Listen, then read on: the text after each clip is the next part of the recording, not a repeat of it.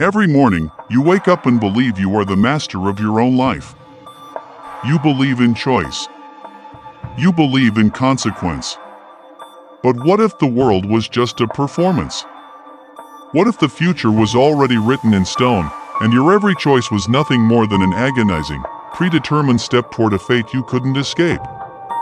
What if your free will was nothing more than a carefully scripted illusion? This is the story of Thomas Eldridge. And it's the story of a terrifying pattern, a perfect, cruel symmetry that shattered his perception of reality, and proof that fate wasn't just rigid, it was actively malicious. Thomas was 19, clinging to the sweaty, boring certainty of his first summer job at a gas station, just off Interstate 79 in rural Pennsylvania.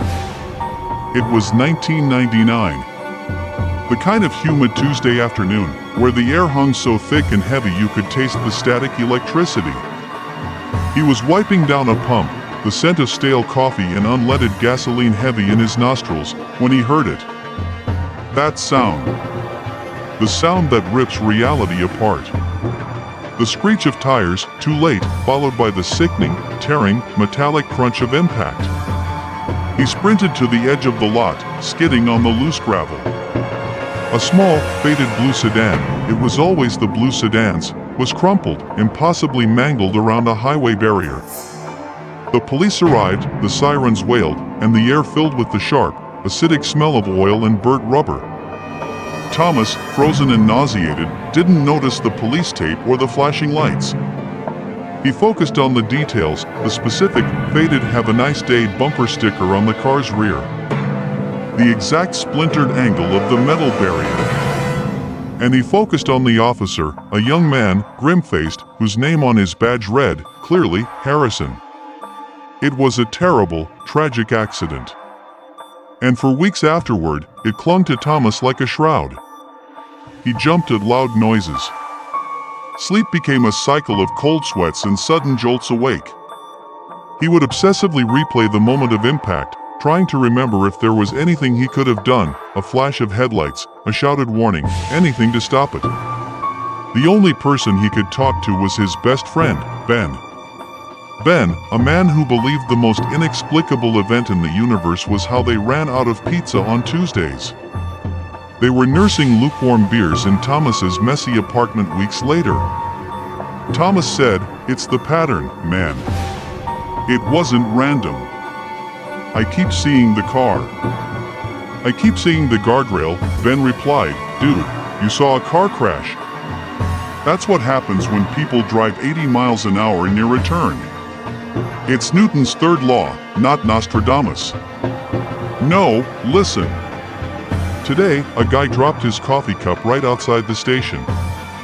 And it was at the exact same angle as the rearview mirror I saw shattered on the ground after the wreck.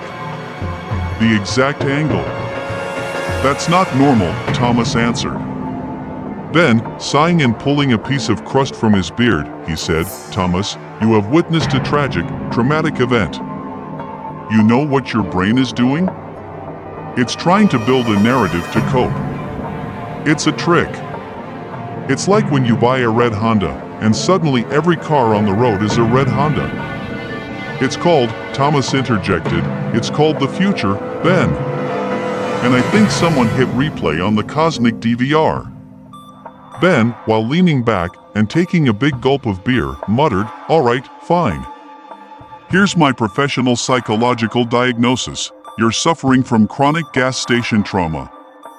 The cure is simple. Get a job that doesn't involve watching the world's misery spill out onto the interstate. And maybe see an actual doctor. Or maybe just don't drink that coffee anymore." Thomas, with a slight chuckle and a moment of relief, "Thanks, Ben. Always helpful." Ben said with a chuckle, "That's what I'm here for. To remind you that reality is boring. Now, help me find my keys. I think I left them in the refrigerator again." Thomas tried to take Ben's advice. He finished his degree and found a job miles away. He married Clara, a woman whose bright optimism seemed to naturally counteract the constant, low-level dread he carried. He was happy. He was successful. But in his heart, he was still listening for the screech. It was now 2004. 5 years had passed. Thomas and Clara were walking through a neighborhood street fair on a crisp Saturday morning. As they passed a small booth selling vintage comic books, Thomas felt a sudden, sharp jolt, not déjà vu, but a moment of chilling familiarity. He stopped in front of a small, dented red trash can. He stared at it for a full minute, cold dread creeping up his neck. "Honey? You okay? You're staring at that dumpster like it owes you money." Thomas' voice hushed, "The can. Clara, do you see this dent? Right here, near the base? It's not just a dent. It's a perfect, crescent-shaped impression." Clara responded, "It's a garbage can, Thomas. Probably got hit by a truck." Thomas then said, "No. 15 years ago, after the accident. I remember a small, cheap plastic child's toy, a green race car, laying crushed near the guardrail. The broken plastic had this exact crescent shape left in the asphalt. This dent, it's a perfect, physical impression of that broken toy." He tried to rationalize it. It was October 2014. Exactly 15 years since the first accident. Thomas was no longer working near the interstate. He was a successful, middle-aged architect, driving a rental car for a job in his old hometown. He was trying to ignore the date, trying to ignore the location. He'd even planned a detour. But fate, he would discover, was a meticulous screenwriter. A wrong turn on a detour, an insignificant moment where he swerved to avoid a stray dog, put him on the original route. He found himself approaching the familiar, tight curve leading onto Interstate 79. He pulled his car to the shoulder, his hands gripping the steering wheel so hard his knuckles were white. He was staring at the empty, quiet curve of the road, and his heart was hammering against his ribs, a frantic, desperate drummer. And then, he heard it. The sound. It was the same screech. The exact sonic signature of tragedy. A small, blue sedan, the exact shade of faded blue, sped past him, completely out of control.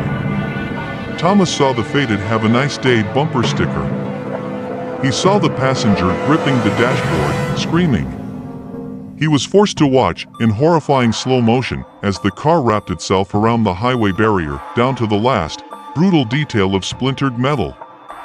The smell of burnt rubber and gasoline hit him like a physical blow. He wasn't breathing.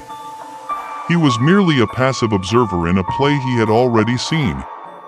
When the flashing lights appeared, Thomas forced himself to focus. He staggered out of his car, ignoring the immediate risk of the highway, stumbling toward the growing police blockade. He had to know one thing. He pushed past the gathering crowd. He managed to get close enough to the wreckage to see the rear license plate. It was twisted and bent, but he saw the letters and numbers, 4B5CJK. He memorized it. He repeated it until it burned into his mind. Later that night, sweating and shaking, Thomas accessed a public database through a friend of a friend. He typed in the license plate number he'd seen today, 4B5CJK. The search result came back. The plate belonged to a vehicle that was declared a total loss on a humid Tuesday in the summer of 1999. It wasn't a coincidence. It wasn't déjà vu. It was the exact same car, the license plate, the bumper sticker, the color reappearing in the present moment, only to be destroyed again. Thomas hadn't seen the same kind of accident. He had seen the same accident, replayed 15 years later. This discovery sent Thomas into a manic obsession. He wasn't crazy, he was right. The universe was a closed-loop system, and he was the only one who had cracked the code. He spent the next 3 months meticulously searching for more echoes, evidence that the mundane details of his 2014 life were merely mirror images of 1999. The findings were terrifyingly specific. Thomas remembered spilling coffee on his tie the morning of the 1999 wreck. In 2014, he'd spilled coffee on his tie at the exact same minute while pulling out of his driveway. Again, the song playing on the car radio just as the sirens began in 1999 was a forgotten one-hit wonder by a band called the Static Clings. In 2014, Thomas had switched on the radio just before the crash and heard the Static Clings promoting their new, 20-year-old retrospective album. He found an old diary entry detailing an argument he had with Ben about the existence of aliens in 1999. He then checked his phone records and found he had the exact same argument with Ben about a news report the day before the 2014 accident. His life was a script. Every choice was a line of dialogue he had already spoken. Thomas's isolation grew, but he couldn't stop trying to prove it to his one anchor, Ben. He drove 3 hours to Ben's house with binders full of data, receipts, and time-stamped photos. Thomas pointed frantically at a spreadsheet. "Look, Ben. This is the frequency. It's always every 15 years, and it involves a faded blue sedan and a man named Harrison." Ben, holding a binder with a weary sigh, sat back. Okay, deep breaths, buddy. I appreciate the dedication. This is, hands down, the most organized descent into madness I've ever witnessed. It's not madness, Thomas insisted. I'm telling you, our entire reality is a cosmic rerun. We're all just holograms. Ben leaned forward, taking a big gulp of beer. All right, let's assume you're right, Tom. Let's assume that some eldritch deity runs a low-budget simulation of Earth. And let's assume this deity is so profoundly lazy, he only manages to update his software every 15 years. Why would this all-powerful entity choose to repeat a minor, tragic, non-fatal car accident? Not World War III, not the invention of teleportation, but a fender bender on the I-79? Thomas slammed his hand on the table. Because that's the horror, Ben. The horror isn't the explosion. It's the triviality. It's the fact that our greatest tragedies are just background noise, set dressing for some cosmic being who couldn't be bothered to write a new scene. It means our pain is meaningless. Ben shook his head, rubbing his eyes. No, the horror is how many receipts you've kept from the last 20 years. That's what's truly terrifying. Look, Thomas. You can't stop coincidence. You know what they say, coincidence is just a godwink that was poorly timed. You need to rest. Thomas knew Ben couldn't see it. The horror wasn't coincidence, it was precision. He stopped trying to convince anyone and turned his investigation inward. The dates were fixed. The patterns were locked. The only question that mattered was, what happened next? Thomas had abandoned his career. His only job was monitoring the archive of his own life. The repetitive accidents had proven the cycle was 15 years. The next echo was due in 2029. But the question remained, what form would it take? He found the answer hidden in a box of old college junk, a faded, ripped movie ticket stub from 1999. The stub itself was worthless, but the date printed on it was exactly 15 years before the 2014 accident. He remembered the film was a terrible and forgettable sci-fi thriller. Then, Thomas looked at the receipt stapled to the stub. It showed he'd bought 2 tickets. He never went to the movies alone. He had gone with Clara, who was his girlfriend at the time. A new, ice-cold realization washed over him. The major tragedy wasn't just car crashes anymore. It was about his closest relationships. The next echo wouldn't just be an accident near a freeway. It would be a catastrophic event tied to his life, designed to inflict maximum emotional damage. The date on the stub was the date of the next echo, October 14th, 2029. He started monitoring Clara's life, desperately searching for any pattern that would repeat on that date. Did she always book a specific work trip? Did she visit her sister? He found nothing in her current schedule. But then he remembered a throwaway comment she made during the '99 trip to the movies. She had wished they were going to the old lighthouse pier near the coast instead. A place she loved. The horror wasn't the date, it was the choice. The universe was repeating the opportunity for tragedy. He knew, with terrifying certainty, that on October 14, 2029, Clara would somehow, and without a reasonable explanation, find herself near that treacherous, crumbling lighthouse pier. The stress finally broke him. Clara looked at him, her voice filled with concern. "Thomas, you haven't slept in 3 days. You barely look at me. What is it? Is it money? Are you having an affair?" His voice was tight and strained. "I'm having an affair with a spreadsheet, Clara. I'm trying to save your life." "Stop it!" Clara shouted, the fear evident in her tone. "Stop talking in riddles. Why are you trying to sell the house? Why did you hide my passport?" Thomas whispered, defeated. "Because in 15 years, you're going to be at the lighthouse pier. And something is going to happen. Something terrible." Clara stepped back, her voice cracked with genuine sadness. "Thomas, I love you, but you need help. You're scaring me. This isn't the man I married." He didn't believe in ghosts, he believed in blueprints. That night, Thomas contacted Ben one last time.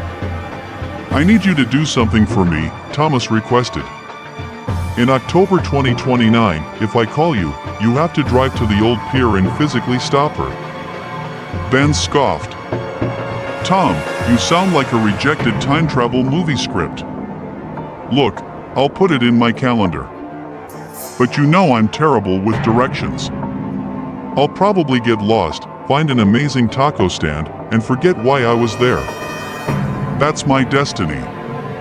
Thomas let out a tired, hollow laugh. "Thanks, Ben. At least someone's destiny sounds fun." The day finally came, October 14th, 2029. Thomas hadn't seen Clara in 3 weeks. She'd reluctantly agreed to stay with Ben to give Thomas space. He had failed to stop the event, but he could change his own place in the script. He drove his rental car straight to the lighthouse pier, determined to crash the party of fate. He would be there, a random variable, ready to save her. He was early. He stood on the damp, crumbling asphalt, watching the waves smash against the pier. He checked his watch, 2 p.m.